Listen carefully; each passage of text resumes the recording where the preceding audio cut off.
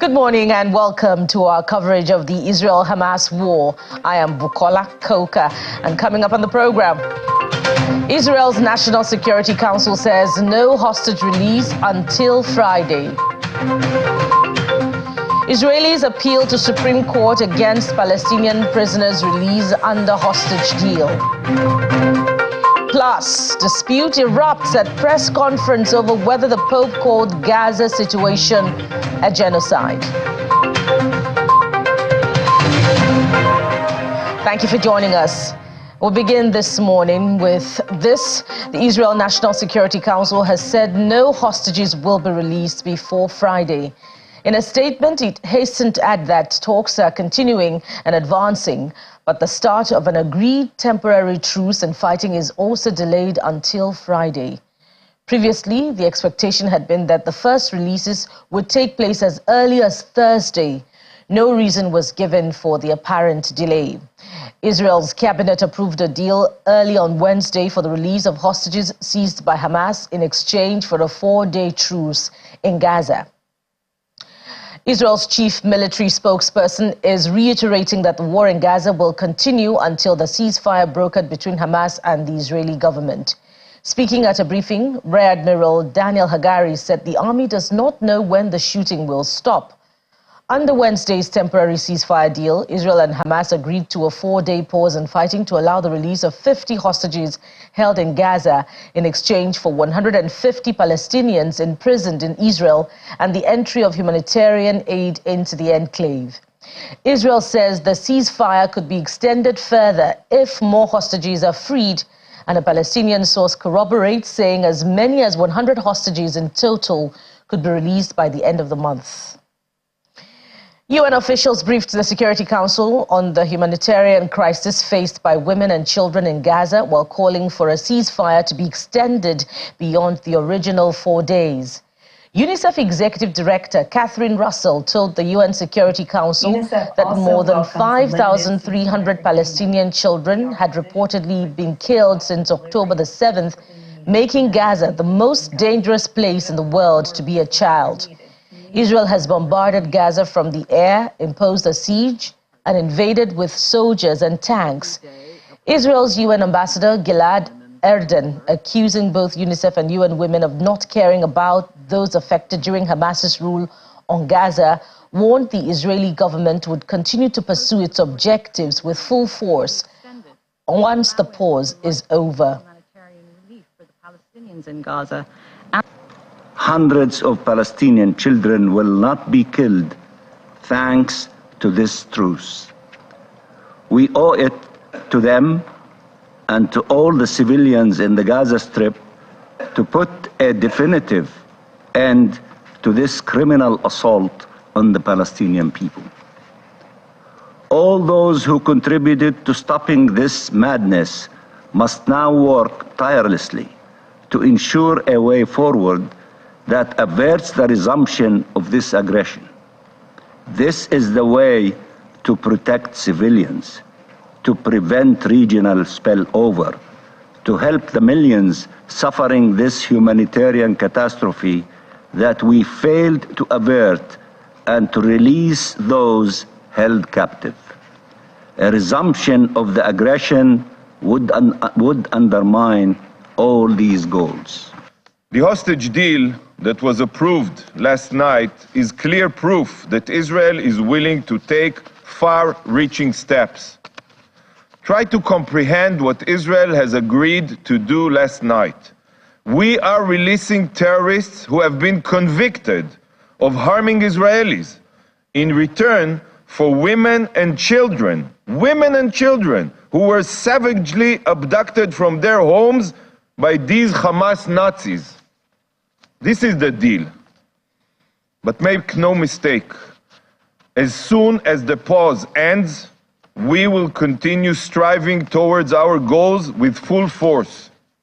We will not stop until we eliminate all of Hamas's terror capabilities and ensure that they can no longer rule Gaza. UNICEF doesn't really care about Gazan children, and UN Women doesn't really care about Gazan women. If you did, you wouldn't have remained quiet for the past 16 years as Hamas ruled Gaza with an iron fist.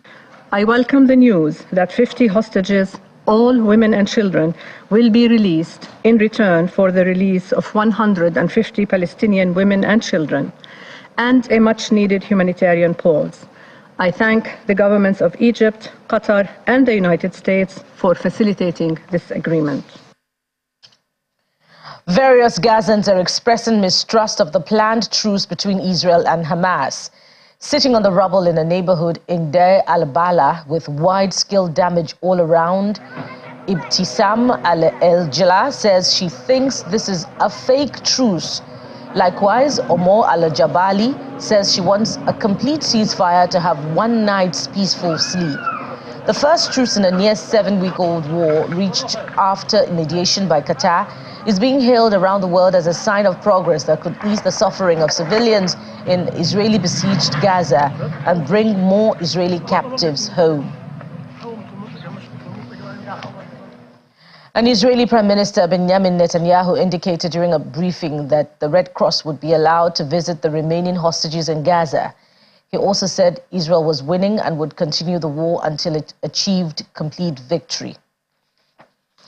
And Israel's army is claiming possession of the headquarters of a Hamas brigade in northern Gaza. A video released on Wednesday shows weapons cache, a workshop, a 7-meter-wide tunnel, and shafts in the ground said to be used for rockets in the Sheikh Zayed city area. Soldiers also identified weapons in a vehicle that was, in their words, apparently used by Hamas in the October 7 attack on Israel.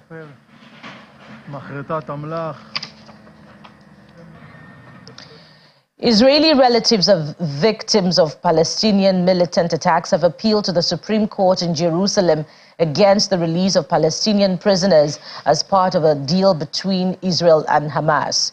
The Almagor Terror Victims Association, a group founded in 1986 and representing the families of Israelis killed in Palestinian attacks, petitioned in demand from the government to cancel the deal and stop the prisoners' release, which was originally expected to take place on Thursday.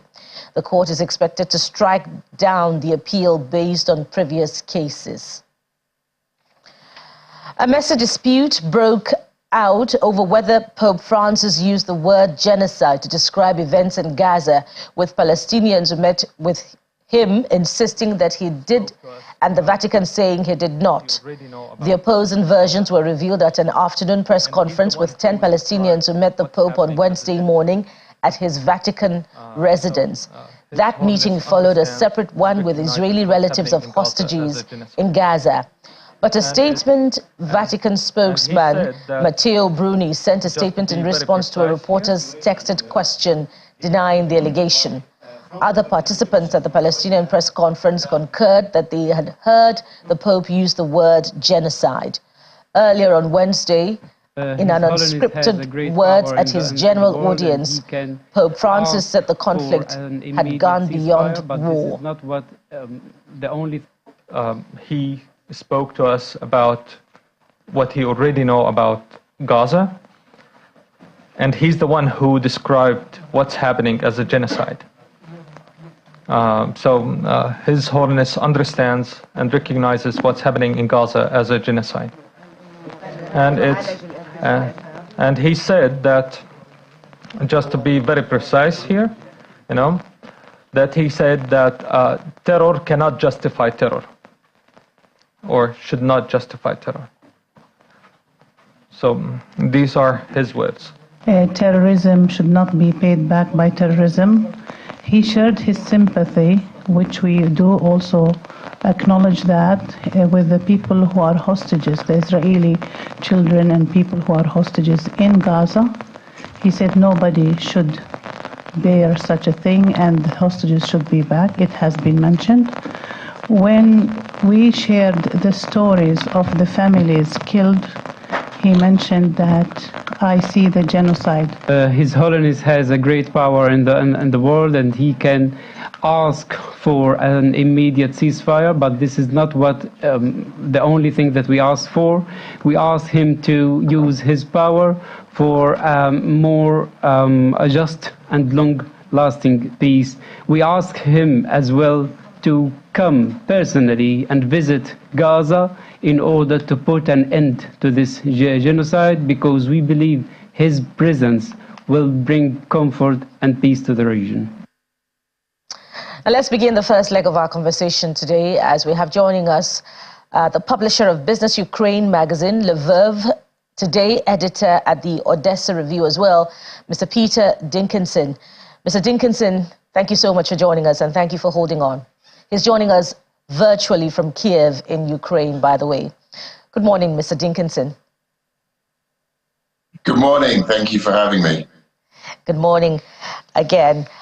Let's start with what seems to be a bit disturbing from the reports from Israel today about relatives of the victims of hostages in Gaza appealing to the Supreme Court for a stay of action on the release or this truce between the warring factions.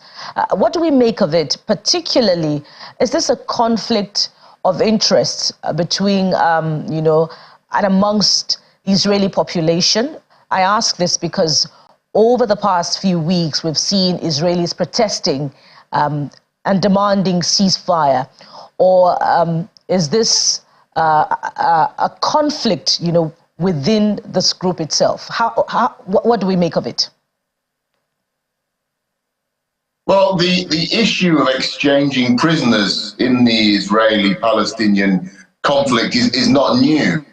It's been a very controversial element of the conflict for many years now. Typically, Israel has exchanged large numbers of Palestinian prisoners for very few Israelis, sometimes hundreds to one even. And this has been a controversial issue within Israeli society.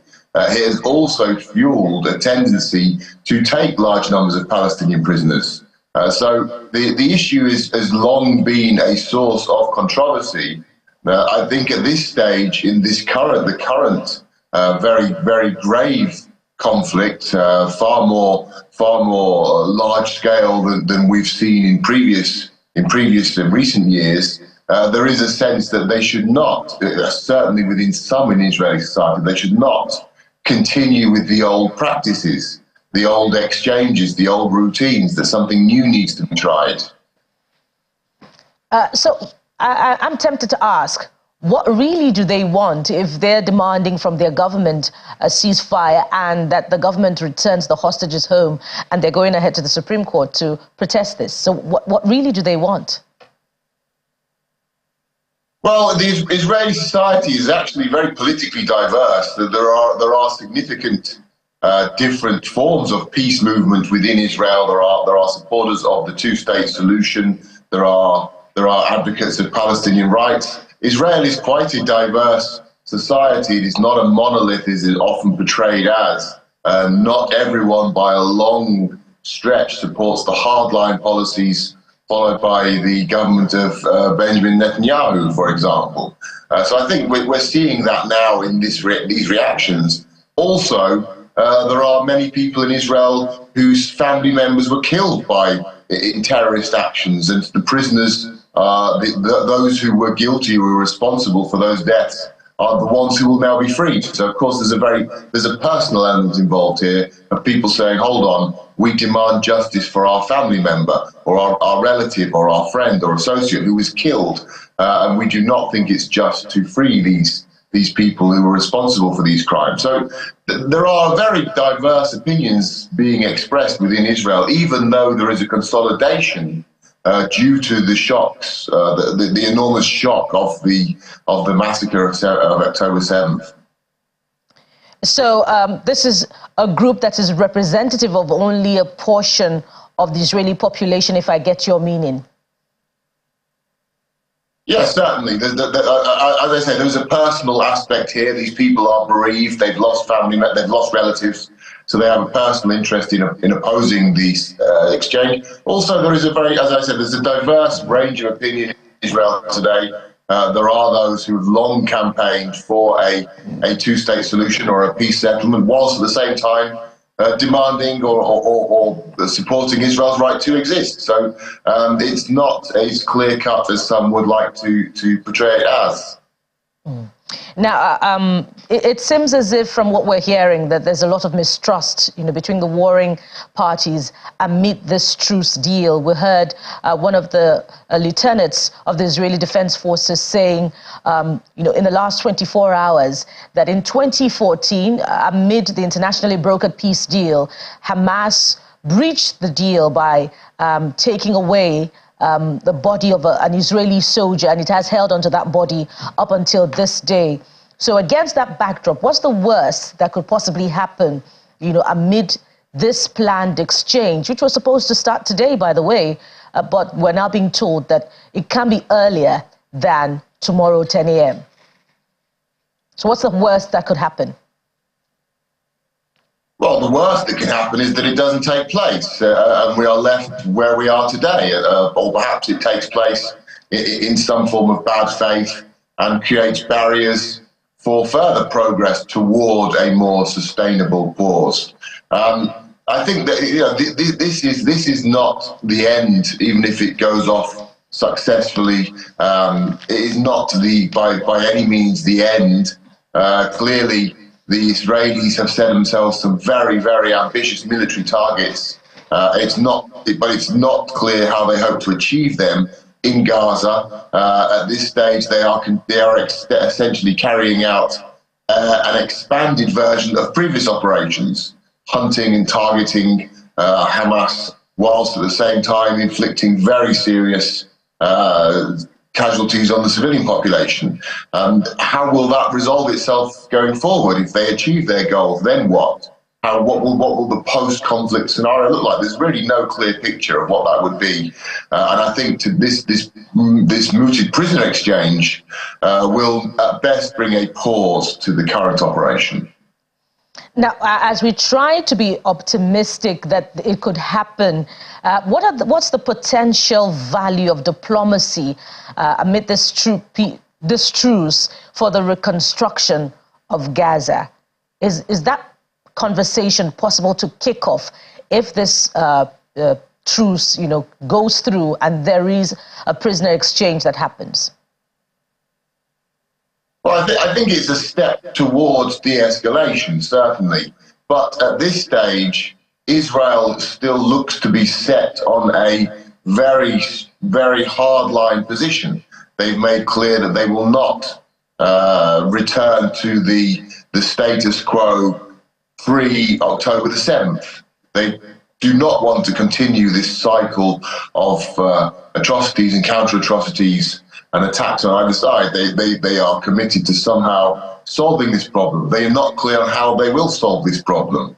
It seems at the moment through brute force is the current objective. But they have been very, very specific that they will not allow this festering situation with Hamas to continue. And while they still have the support of the Western world, primarily America, but not only America, certainly most European countries and other members of the broadly speaking, the Western alliance, I think they will feel they can continue. If they were to lose that backing very publicly, if they were to face calls from the consolidated international community, then I think they would feel they would have to step back. But at this stage, I think they're going to go forward.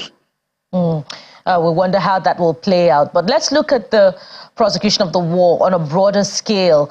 The son of Hamas co-founder has been talking to the press a lot lately, from hiding oftentimes, and he has denounced the organization for being murderous, amongst many derogatory words, saying that the Western world should, come together and fight this organization that is against democracy, and really what it wants is a perpetuation of a global Islamic state, so to speak. But he's also said something significant, that the October 7th attack was a gift for President Putin of Russia, and indeed Russia is also sort of sponsoring this war. What do you make of this position?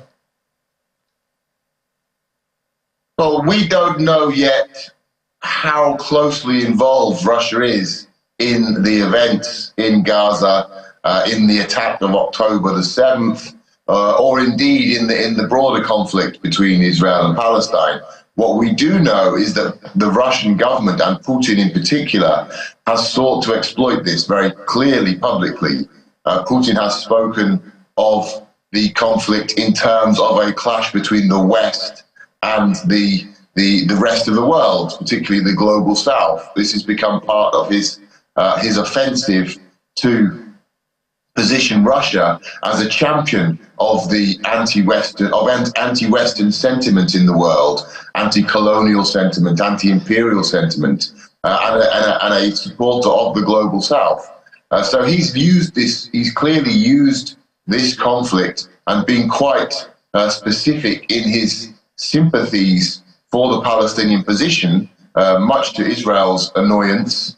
And so one would assume that he has also offered some forms of support. There are talk of arming the Palestinian cause, arming Hamas. And Russia, of course, is in a close military alliance with Iran, which is the main sponsor of Hamas and other anti-Israeli Islamic groups in the region, in Israel itself and in the region. In Hezbollah, for example, in Lebanon is the obvious other proxy for the Iranian regime. So you would assume that there is support coming to these groups via Iran, probably from Russia. Certainly Russia is enjoying this conflict in the sense that it sees advantages for its own position and is looking to fan the flames.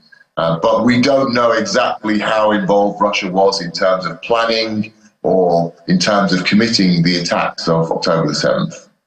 But we really can infer, because, it's taking all of the attention away from the Russia-Ukraine war onto the Israel-Hamas conflict. So what inferences in extra can we draw from there? Well, Russia's been very open. They've been very open in their delight, how happy they are to see the international media attention turn towards the Gaza Strip and Israel. They openly talk about this and say how beneficial it is to Russia. They understand that public opinion in the West has been very pro-Ukrainian, very anti-Russian, in part because the invasion of Ukraine has received such blanket coverage in the Western media. For almost 2 years now, it has been one of the top stories, and Western audiences have reacted very clearly, condemning Russia's actions. Now, as the war in Ukraine, which continues, the fighting is as tense and intense today as it has been throughout the whole war. We have casualty numbers in the hundreds, in the low thousands, every single day. So fighting is very, very severe, very, very intense. But the news is now no longer at the top of on the front pages of newspapers, at the top of the agenda, because of the situation in Israel. Of course, that's beneficial for Russia, and Russia will look to build on that. That's one way of winning the information war, by pushing Ukraine out of the headlines. Simply, they no longer have to make an argument; they just have to encourage people to look elsewhere. So certainly, it's beneficial for Russia. Russia talked openly about that. And one would assume that Russia will do what it can to make sure that trend continues. And there's also the potential of aid, in weapons for the prosecution of the war going to Israel rather than going to Ukraine. But looking at it also from that perspective, speaking of who's profiting, there's been some talk as well about, the West profiting, from this war, and that it's really all it's about. The weapon sale by the West amid this war, and then the deposits of gas in Gaza. Do you how do you weigh into this conspiracy theory that that's what this really is all about? I think you're always going to encounter these kind of theories, and there may be aspects, there may be small nuggets of truth in some of these narratives that we're hearing. I personally don't think there's any value in talk of gas in Gaza. This is a tiny territory. there's plenty of gas in other places for Israel or Western powers to tap. I think the idea that they would cause this over what presumably are fairly limited resources in the Gaza area, again, it's a tiny, tiny strip, so how much can we be talking about? You know, it seems far-fetched to me. I think there's clearly geopolitical factors involved in this conflict. My personal opinion is that from the Palestinian side, from the Hamas side, there was grave concern that Saudi Arabia and Israel were close to a reconciliation, were close to a recognition agreement that would have transformed the political balance in the Middle East, that would have created a very strong basis for reconciliation between the Muslim world and the State of Israel. That, of course, would be disastrous for an organization, a militant organization like Hamas, which seeks the destruction of Israel, and which needs, by definition, to maintain a sense of constant hostility, constant tension between Israel and the Muslim world. So my personal opinion is that was a decisive factor in persuading Hamas to launch this unprecedented attack on October the 7th. But there are no doubt other factors involved, and we will continue to hear different theories put forward of why this is happening. I don't think the West benefits at all from this, frankly. I think they would much rather this had not happened. And in general, most Western governments, they are supportive of Israel, but they would much rather see a two-state solution end this endless conflict that has been going on now for decades and decades and doesn't really seem to be benefiting anyone, frankly. You know, it keeps turning the imagination about how, a timeless decades plays into the hands of the West. But if we look at, the group itself, how do you begin to negotiate with Hamas? If we try to pick the mind again of the son of the Hamas founder, who tells us that really what Hamas wants is a global Islamic state, and not necessarily political legitimacy. If it wanted a political legitimacy, then we could begin to say that, okay, the international community would negotiate with it. But how do you begin to negotiate with a group that seeks, to challenge Western civilization if we went by the understanding of the son of the Hamas founder? Well, I think it's very, very difficult. There's no political middle ground. There's no political middle territory on which to meet Hamas. Hamas's charter outlines the destruction of Israel.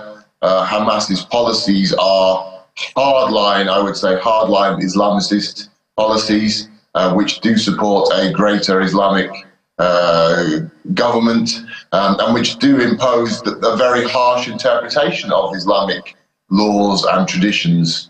So there's really very little room for a political settlement. I think the best that can be achieved in interaction with Hamas is on practical terms, is exchanges of prisoners, is negotiations about very specific elements of ceasefire arrangements or military restrictions. Practical issues of that nature can always be discussed between warring parties, regardless of their positions. But a broader political settlement with Hamas is almost by definition impossible, given the hardline positions Hamas has with regard to Israel, obviously, but also in terms of its stance on human rights. It makes life very difficult. I think this is why one of the reasons now we're seeing, because of the shock from October the 7th, we're seeing a lot of Israelis now who did advocate some sort of a coexistence with Hamas, saying now, no, we cannot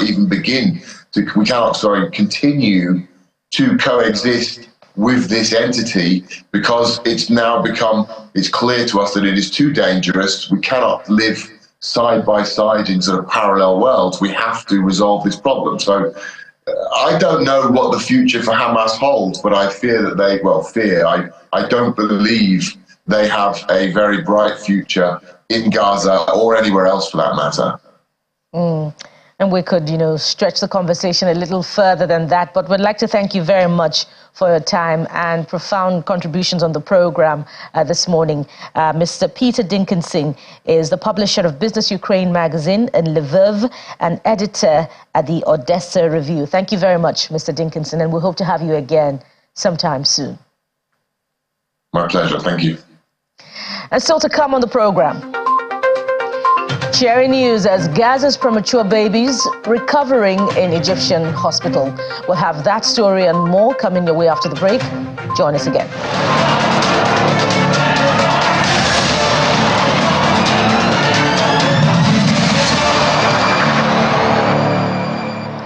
Welcome back.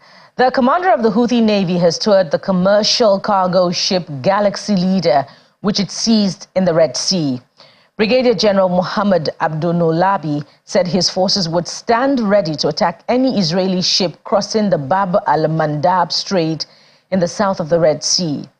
The Iran-backed Houthis, who have been sending drones and long-range missiles at Israel in solidarity with Hamas, seized the Galaxy Leader cargo ship on Sunday in the southern Red Sea. Midway through a recent evening in Cairo, a worker cleaned tables in an empty McDonald's restaurant. Branches of other Western fast food chains in the Egyptian capital also appeared deserted.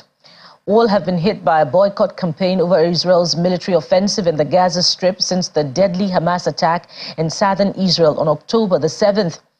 Western brands are feeling the impact in Egypt and Jordan, and there are signs the campaign is spreading in some other Arab countries, including Kuwait and Morocco. Some of the companies the campaign is directed at are perceived to have taken pro-Israeli stance, and some are alleged to have financial ties to Israel or investments there. As the campaign has started to spread, boycott calls circulated on social media have expanded to list dozens of companies and products, prompting shoppers to shift to local alternatives. In Egypt, where there is little chance of people taking to the streets because of security restrictions, some see the boycott as the best or only way to make their voices heard.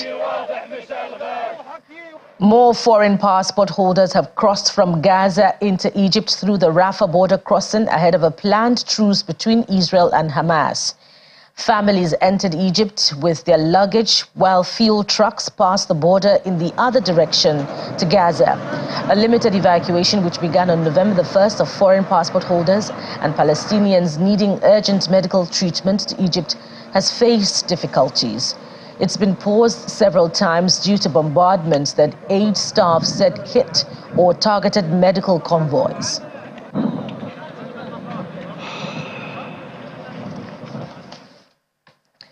The United Nations Atomic Energy Watchdog IAEA is warning against loose talk about using nuclear weapons after Israeli Prime Minister Benjamin Netanyahu earlier this month disciplined a junior member of his cabinet who appeared to voice openness to the idea of Israel carrying out a nuclear strike on Gaza. IAEA Director General Rafael Grossi told reporters in Vienna that such a threat was at best unacceptable. Grossi also urged Israel to join the Non-Proliferation Treaty, which took effect in 1970, and whose objective is to halt the spread of nuclear weapons making capability, among others. Israel does not publicly acknowledge it has nuclear weapons, though the Federation of American Scientists estimates Israel has about 90 nuclear warheads. In the world, in general, there is a wide agreement on the fact that a nuclear war cannot be won and therefore should never be fought. And any loose talk about using nuclear weapons is at best unacceptable.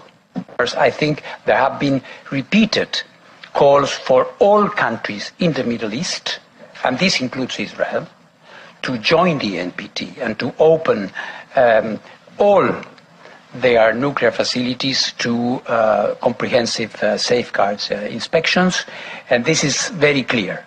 So I don't need to do now, I can do it now for you, and I repeat, every country in the Middle East should be party to the NPT, which is the most successful treaty in arms control and non-proliferation in history.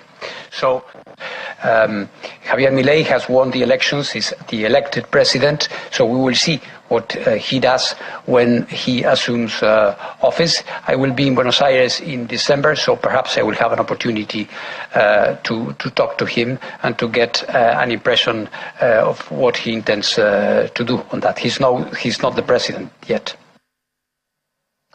Premature babies evacuated from Gaza are being treated in Egypt's Arish hospital. 2 days after being transferred from the Strip, Arish hospital manager Ahmed Mansour says the facility is preparing to receive more cases from Gaza. Some of the babies which were evacuated from Gaza's Al-Shifa hospital have already received treatment at Arish and being moved on to other units.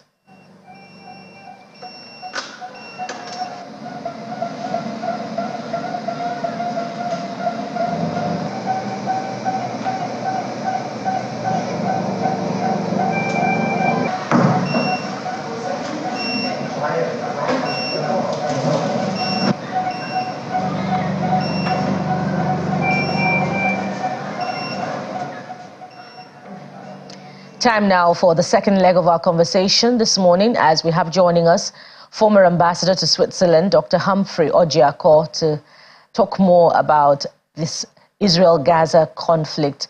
Good morning and welcome, Dr. Ojiako. Good morning. Thank you for having me. Thank you.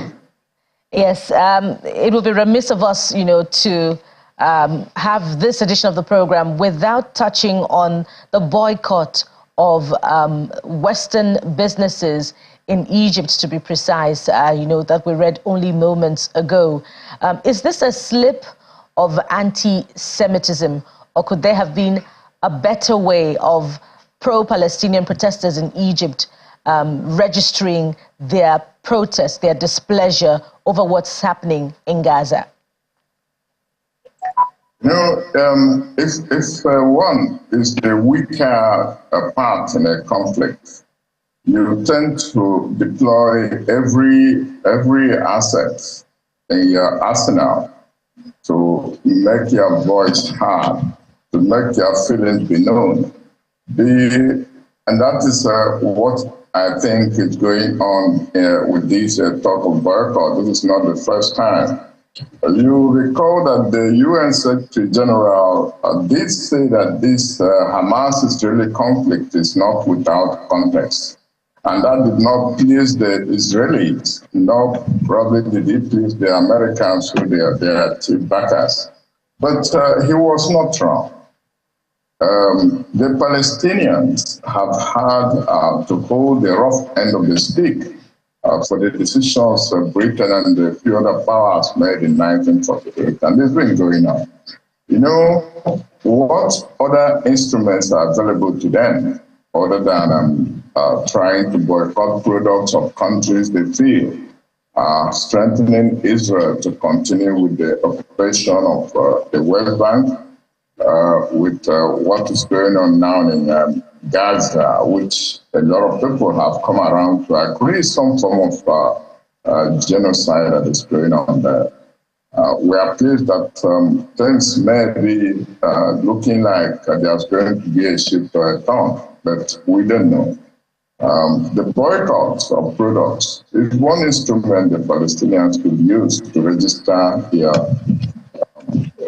the Arab world could actually use to send a notice to the United States and other Western countries that it is time to take a closer and more serious look at the Palestinian-Israeli problem. When you mentioned just moments ago that the UN Secretary General has said that the conflict is one without context, one cannot help but remember time and again how one of the Israeli officials has accused him of showing favoritism to Hamas. And, one cannot help but wonder why the United Nations has not been categorical in its condemnation of, what Hamas is doing in Israel, as much as the IDF is also defending Israeli interests. How do you weigh in on this, particularly because the UN General Assembly is yet to issue a resolution to condemn the Hamas attack of October the 7th? I think there is a distinction between condemning a specific action which Hamas took on October 7th, that was the invasion of Israel, and the very brutality that it unleashed, especially on civilians, women, and children. Definitely, the United Nations condemns that. But the United Nations does not agree with the United States and some other Western countries that Hamas is, strictly speaking, a terrorist organization. The Hamas may have been desperate in using instruments of extreme violence wherever it could find it, and employing very you should say, drastic brutality whenever it comes into encounter with Israel. But what the Secretary General meant was that these attempts, these violent attempts by Hamas to bring a change about in the Middle East is not without context. And the context is clear to anyone who has followed from the moment from 1948, when Israel came into being, the circumstances it did so, the various wars that have taken place since then, the displacement of the Palestinians from what should normally also, if we don't say historically, we should say at least de facto de jure, their homeland, their own homeland. The Palestinians didn't just drop from the sky. There are also a people who have a right to claim some land where they should say this is their own homeland. So to have been displaced from those places and scattered as refugees across various countries of the world. Take a look at Jordan, Lebanon, some of them in Egypt, and so on. That is a problem. That is the context that the UN is talking about. And I do not see any people anywhere in the world who will be so dislocated, who will be so dislodged from what they regarded as home, and then they turn totally disinterest in the suffering of their peoples for so many years. I think that's the context that the United Nations Secretary General was talking about. But Dr. Ojiako, like other conflicts, wouldn't it be official for the United Nations to, for its General Assembly to, issue a resolution condemning the attack of Hamas on Israel on October the 7th? It would be official, wouldn't it be? Don't you agree? As a matter of fact, there have been various statements from the United Nations against condemning, of course, condemning the brutality of the Hamas action on October 7th.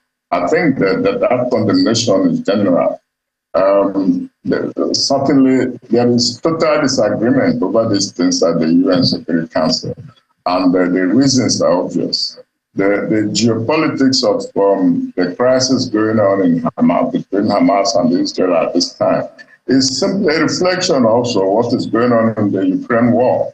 It's a reflection of this maybe not properly documented event of the war trying to reshape itself. A new world order is forming right here, and it's time to particularly for African countries, Nigeria in particular, to begin to look at these things that way.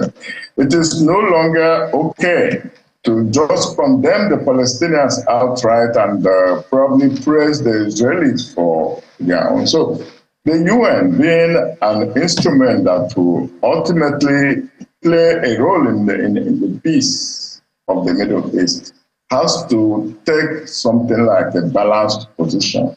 It cannot just keep condemning Palestinian resistance and then while Israel keeps rejecting and ignoring every United Nations resolution on the conflict. For example, the two-state solution is what the United Nations supports. And many countries feel that's the answer to all of this. I can tell you, between Hamas and the current right-wing government in Israel, there is no difference really in their attitude towards the two-state solution. I don't believe that the Benjamin Netanyahu government, it is an ultra-right government. It doesn't believe in a two-state solution. And I think it's prepared to do anything to stop it. And Hamas and Islamic Jihad, on the other hand, also do not seem to believe in a two-state solution. It is winner take all. I think that's their approach. And the United Nations has to stand in between and ensure that the citizens of both groups must begin to take a stand that allows for a two-state solution to take place. And the people of Israel have a duty to themselves. The survival of Israel itself in peace and security, which is what they want. What they want is good for Israel. A similar situation should be also good for the Palestinians. So the two-state solution, which these two groups seem to not buy into, I think that's also at the base of the United Nations not taking any overt stance on either side. You know, there's more to reflect on, from what you've just said, but we're totally out of time, Dr. Ojiako. Thank you so much for your time on the program. We've been talking with the former ambassador to Switzerland, Dr. Humphrey Ojiako. Thank you so much for your time on the program. Thanks for having me. Bye. And still to come on today's edition, mourners bury Lebanese correspondent killed on Israeli border. Details shortly. Join us again.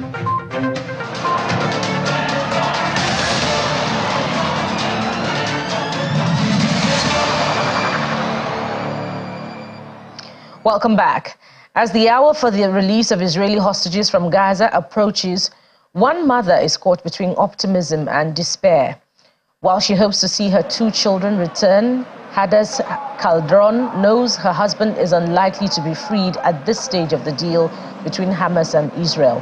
Her two children, 16-year-old Saha and 12-year-old Erez, were kidnapped from their home in Kibbutz Nir on October the 7th, together with her 53-year-old husband, Ofer.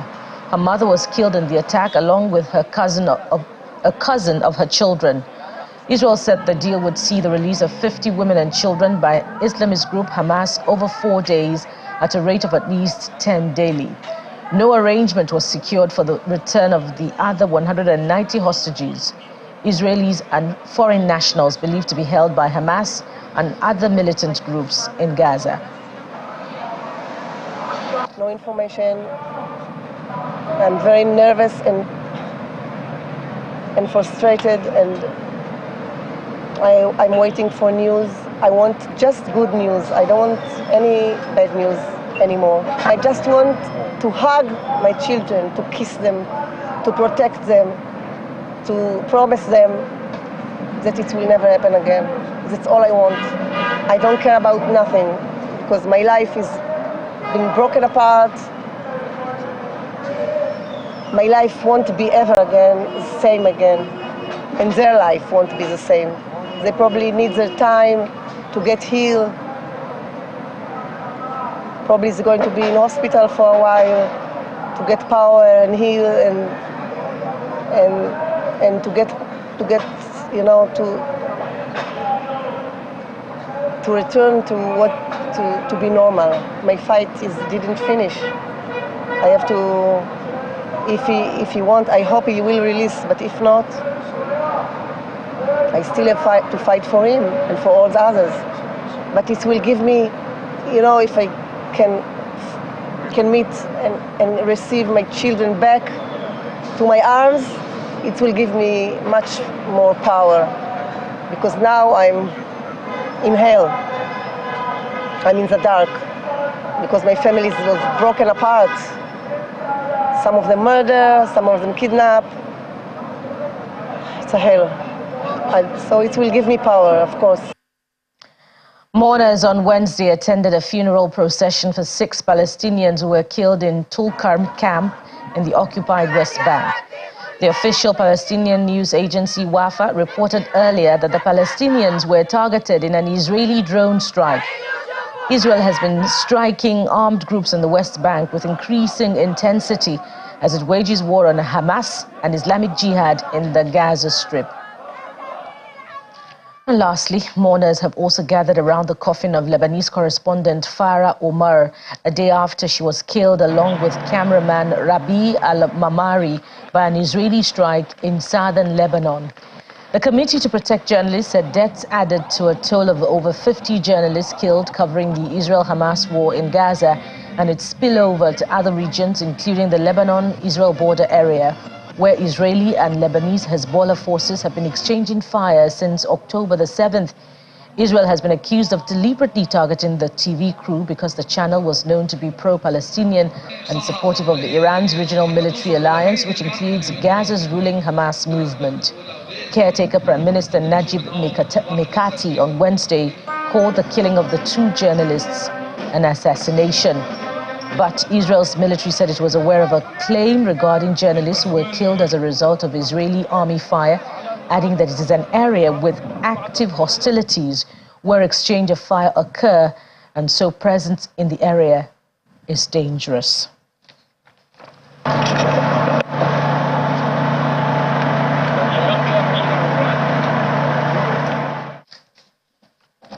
And that's it on the program today. And before we go, let's remember to spare a prayerful thought of healing for the wounded, the suffering, the injured amid this war. We'll be back again tomorrow for another edition of our continuing coverage of the Israel-Hamas war. I am Bukola Koka. Bye for now.